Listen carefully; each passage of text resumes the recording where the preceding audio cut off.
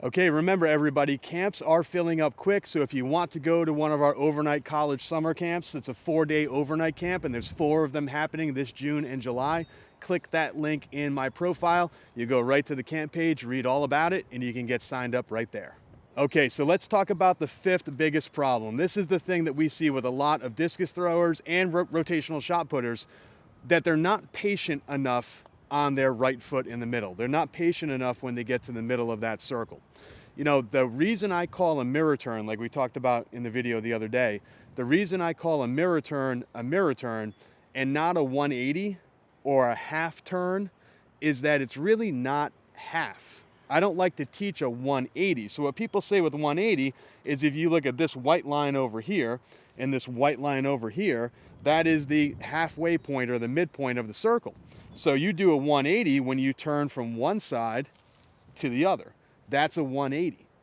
But it's really more of a 270 because then you've got the other 90 degrees to turn and push the shot down the middle, or turn and release the discus right down the middle. So it's a 180 with a 90 degree at the end. So what starts to happen with a lot of athletes is that they're not patient on that right leg, that pivoting leg in the middle. So when they drive to the middle, what you start to see is that they're thinking about throwing before it's time to actually throw. So they'll get here and they'll quickly put their blocking foot down way too early. They won't be in that good heel-toe position, and they're going to start to have a lot of right sector falls, or they get this thing where they jump off the air and kind of try to like swivel their body around in this kind of cartwheel looking one-legged throw position. And we don't want that either. All right, so we need to tell the athletes about patience, and we need to tell the athletes that they got to get in that good heel-toe position. Just like when you are doing standing throws, power position throws, we want to be in that good heel-toe position or instep toe position. That way we can turn and push everything right down the middle. If we're not in that good position, if we're backwards and we go to turn, we're going to trip and kind of fall this way, or we're going to get, again, into that position where they kind of have to pick their foot up off the ground and do this sideways corkscrew cartwheel looking release. So we need to teach them patience. Here's how you do it. All right, so the easiest way to get them being patient is to get them to focus on something in the back of the circle and to teach them the timing. So normally what I'll do is I'll take a big orange traffic cone and put it in the back of the circle. You can look at like a field goal post or a car that's in the parking lot or a light post. You can put their shoe bag back there. Just put something back there that they can look at, but it has to be right at 12 o'clock, right at the back of that circle. And then you're going to start to tell them about timing their blocking foot.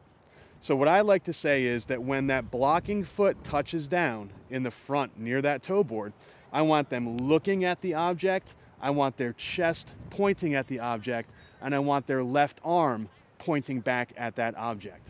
So it gives them that visual. Now I've got you, you're the camera, so what we're going to do is we're going to make sure that I'm looking at the camera, pointing at the camera, and my chest is pointing back at the camera, and I'm going to time it when my left foot touches down. And what this is going to do a lot of times is help prevent them putting their foot down early. So here's the wrong way. Let's do a South African.